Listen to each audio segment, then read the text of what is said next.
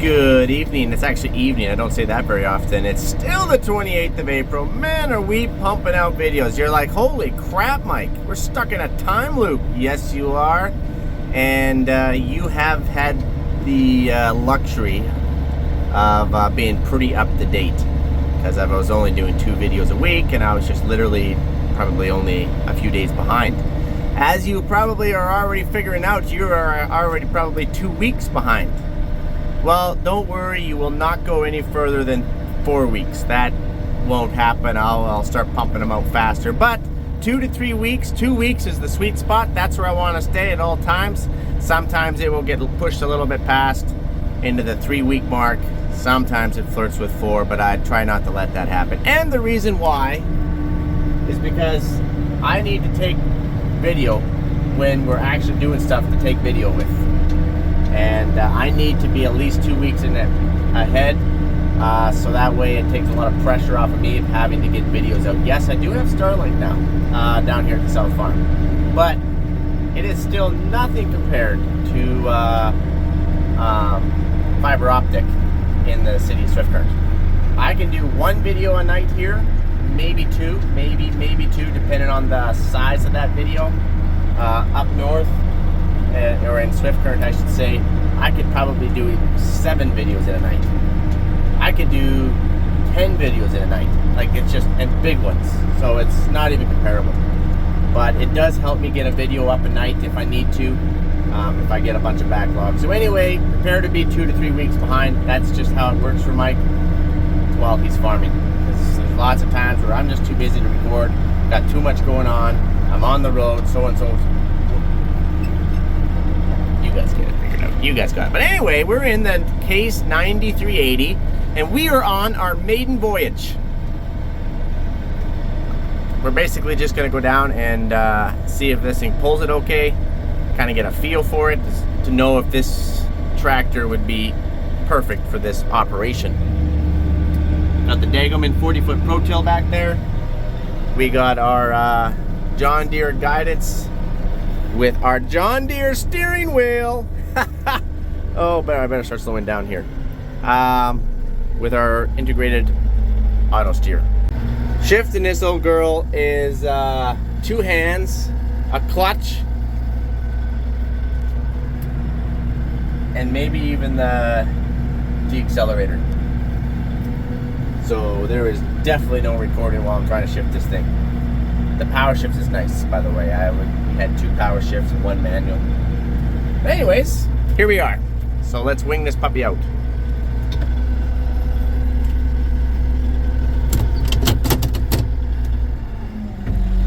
So that all my window's dirty. It's because I had that window cover on and I was hauling this tractor in the rain. See if we have any washing fluid in this rear wiper.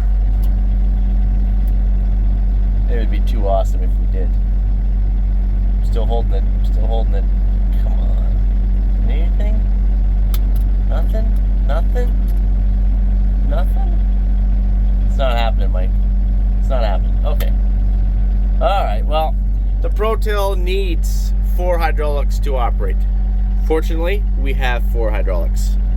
So let's hit every one but the right one. That's not the right one. There it is. Now let's push it out.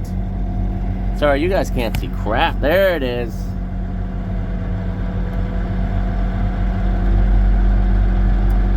And the next one.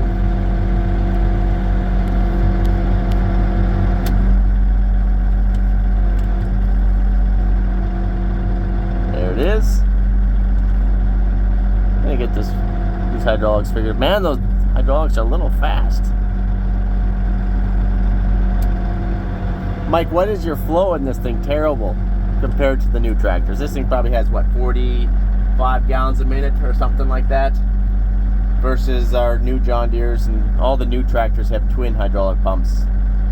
And each hydraulic pump is pumping out like 60 gallons a minute, and there's 2 of them. So they have a lot of flow. Okay. Nope. Wrong one, sorry. Can't do 2 things at once. Let's see if we can zoom in a little bit here.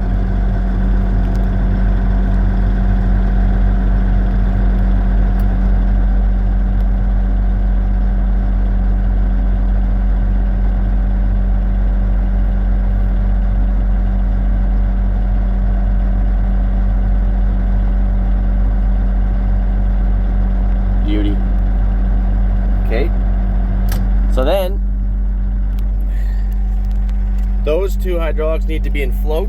So, see that little locker? You push it down, I think. There it is. So you push this one to float, this one to float, those ones stay in float. And to lift the Protill up and down, you always got to use two fingers. But this tractor has two hydraulics, so it's not going to be quite as convenient. Oh, I got a phone call. Sorry about that. Anyway, my phone rings off the hook. So up is up and down. Sorry, we don't want these to float. So there we go. There, now they won't. All right. But before we get going, let's jump out into that wind. Brace yourself. I do have hammy on, but still brace yourself. Take a little quick walk around.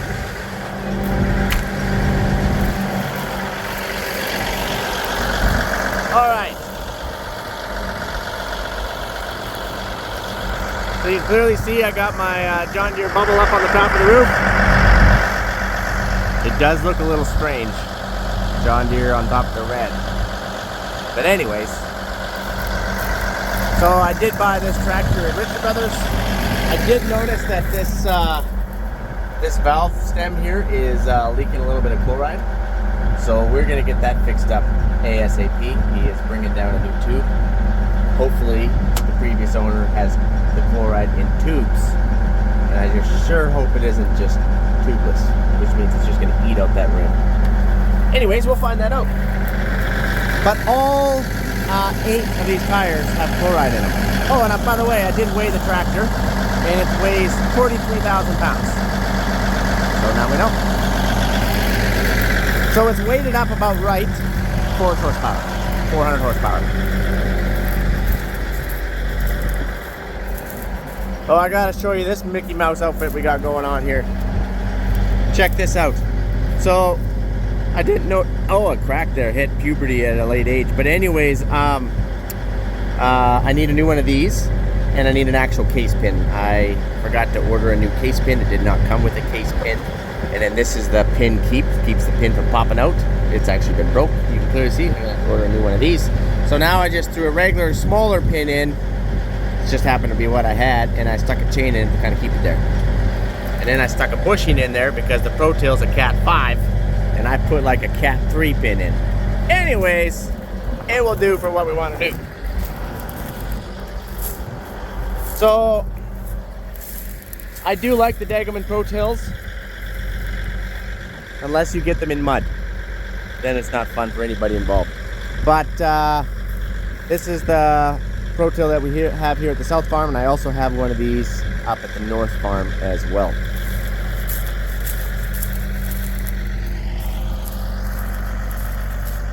I'm super stoked. Guys, I just love playing in the dirt. It's what every farmer loves to do. It is dry enough to go today. It is dry enough. But the problem is the ground's still cold and there's no weeds coming. I'd like to try and get a decent, at least a half decent burn off. Burn off means you spray the fields before you seed them, because there isn't a single weed coming. See any weeds? Nope. None. Anyway, this is what we're going to Protill. There used to be an old trail going through here. We have an old pit run, which is kind of a sand and rock that we use for gravel. And you can kind of see, we're just going to kind of Protill this up and try to level it out a little bit so we can seed it. So that's our job. And really, it's just a create work job because all the drills are ready to go and the land isn't. So I need to do something. I got an itch to scratch, and it's farming. Sure, Mike, you don't have a problem. Right. Now, how fast do we even want to go with this old girl? I'm thinking B2 is 5. Let's see if we can't do B3. B3 or C? I'm thinking B3. 7 mile an hour would be plenty fast enough. Okay, let's do that. So, let's just, it is in B. Oh, no. There it is. Shifts hard, this thing. All right. Maybe I can't start. Maybe I can't start B. Start B2. We'll shift to B3. There it is.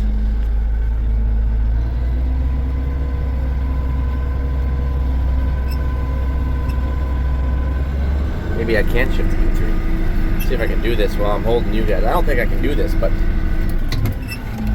no, I can't do this while holding you guys. There we go. I just have to be on the ball, and being on the ball is not holding my phone. Okay. Boy, do we have any washer fluid in this old girl? Well, at least the windshield wipers work. Okay.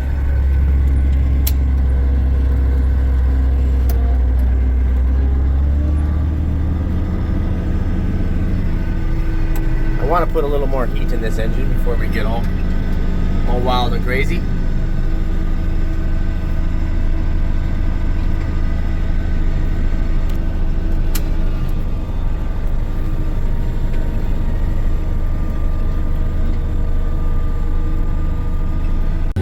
Go.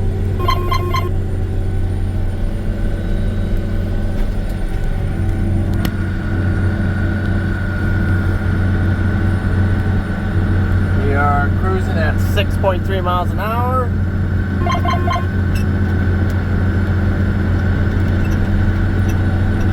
Our slippage is 4%, if that's accurate. Sorry you guys can't see too good. Once we turn around, you'll see a lot better here.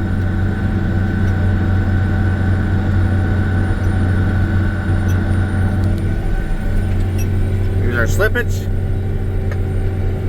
If it works, I don't know. Take me back. There it is.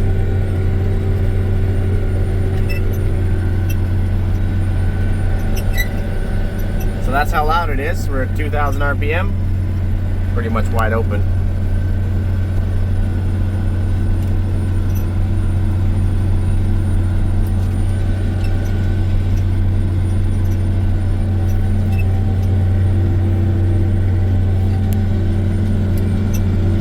Maybe I'll keep this. Might be kind of handy. I thought I might take it out, but maybe I'll keep it. We just turned around. There you go, that's a little better.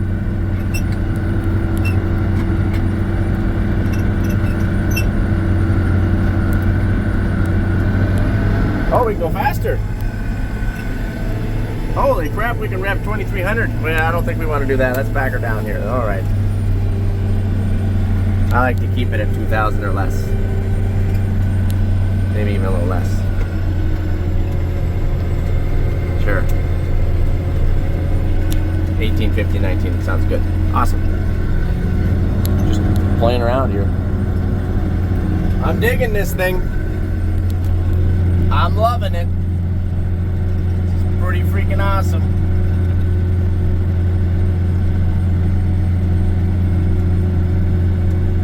The only con that I have is that it's a manual transmission. So it's quite hard to shift.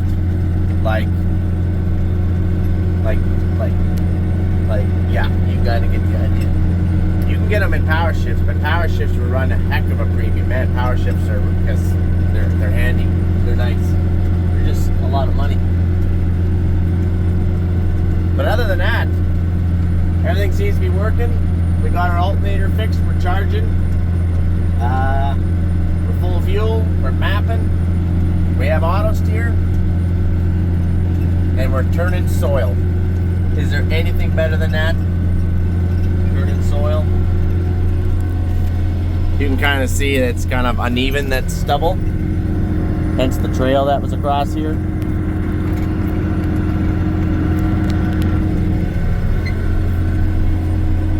It's actually not as loud in here as I thought it was going to be. I should do a test right now. I'll do a test. Okay, so I held my phone just like this with my hand over here, just like I did in the 1167. Oh boy. This is what happens when you start not paying attention. Woo! Wow, that was close. That was close. Anyways, I don't know what I was saying. Yes, sound test. Held my phone the same way as I did in the Event 1167 and the John Deere triple tractor. And I don't remember what those levels were, but this particular one is averaging out at 67.9 dB. 67.9 dB. remember that because we're going to take a test again with the 1167 and the John Deere.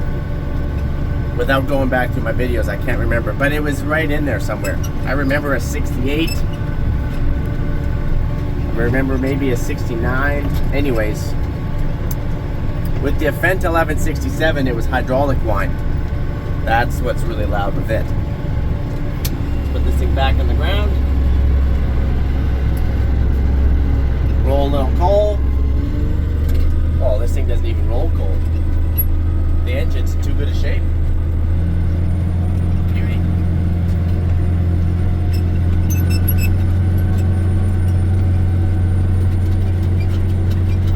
Oh, wouldn't that have been something? Get this thing stuck on our maiden voyage. Oh, that would have been embarrassing.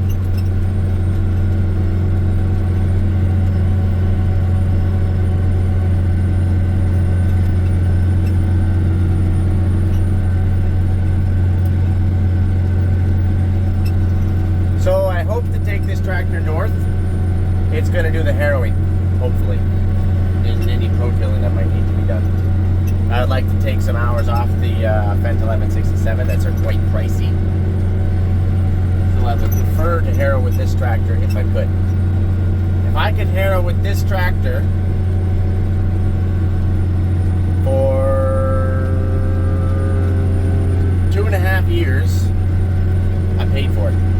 Just in taking hours off my Fendt 1167. For 2.5 years. Just in the harrowing. Just harrowing.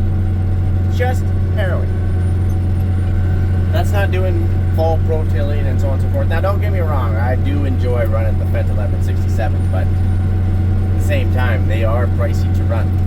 As any new tractor is, whether it be Case or John Deere. They're all pricey to run. This thing, bought and paid for, just put on some hours. Alright guys, I'm going to go have a little bit more fun here, and not that I don't love you, but I'm just going to try to take this in. I might even get out and just rub my face right in that dirt, even though I'm not feeling 100%, 10%. Maybe it will help me to feel better. Anyways, I'll let you guys go. Catch you on the flipper. Adios amigos. Stay tuned. We will be seeding before you know it. Catch you on the flip side.